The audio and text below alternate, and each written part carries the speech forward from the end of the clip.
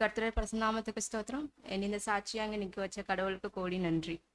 Last month means ரக்ஷாபந்தனுக்கு அப்புறம் எனக்கு severe stomach pain இருந்துச்சு. So unbearable pain. So local டாக்டர்கிட்ட போயிருந்தேன். ஸோ அவங்க இன்ஜெக்ஷன் போட்டு மெடிசன் கொடுத்துருந்தாங்க. ஸோ அந்த டைமுக்கு எனக்கு பெட்டராக இருந்துச்சு. மெடிசன் சாப்பிட்ற வரைக்கும் ஓகேவாக இருப்பேன். அப்புறம் பெயின் திரும்ப ரிப்பீட் ஆயிரும். ஸோ 2 days 3 days அப்படி தான் போயிட்டு இருந்துச்சு. பட் திரும்ப டாக்டர்கிட்ட போனேன்.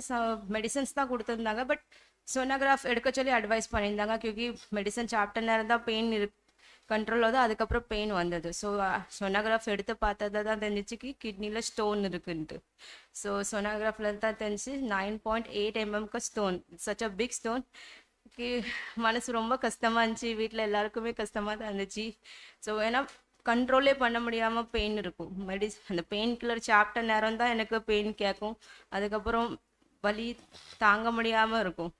ஸோ அதனால மீன்ஸ் 1 week அப்படியே போய்கிட்டு இருந்துச்சு. ஸோ அப்புறம் 17th August night 3 o'clock unbearable pain. Means 2 pain killer சாப்பிட்டதுக்கப்புறமும் எனக்கு வலி நிற்கவே இல்லை. எப்படா விடியுது ஹாஸ்பிட்டலுக்கு போகலான்னு தான் இருந்தோம். ப்ரேயர்லாம் வச்சுக்கிட்டே இருந்தோம். எல்லாருமே ப்ரேயர் பண்ணியிருந்தாங்க. பாஸ்டர்கிட்டையும் சொல்லியிருந்தாங்க.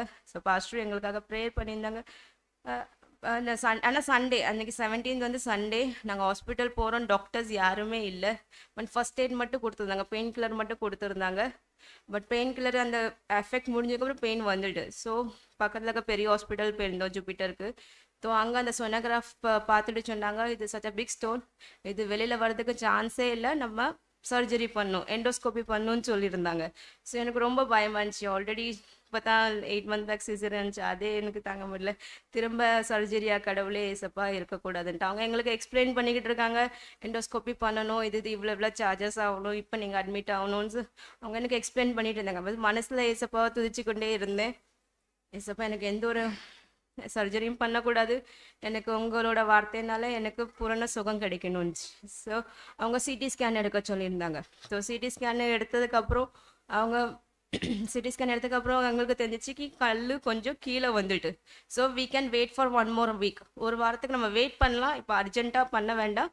ஸோ உங்களுக்கு இப்போ பெயின் இல்லைல்ல, பெயின் கில்லர் தாரேன், பெயின் வந்துச்சுன்னா பெயின் கில்லர் போட்டுக்கோங்க. 1 week கல் வெளியில் வரலன்னா திரும்ப நம்ம சர்ஜரிக்கு ப்ரொசீட் பண்ணலாம் அப்படின்ட்டு.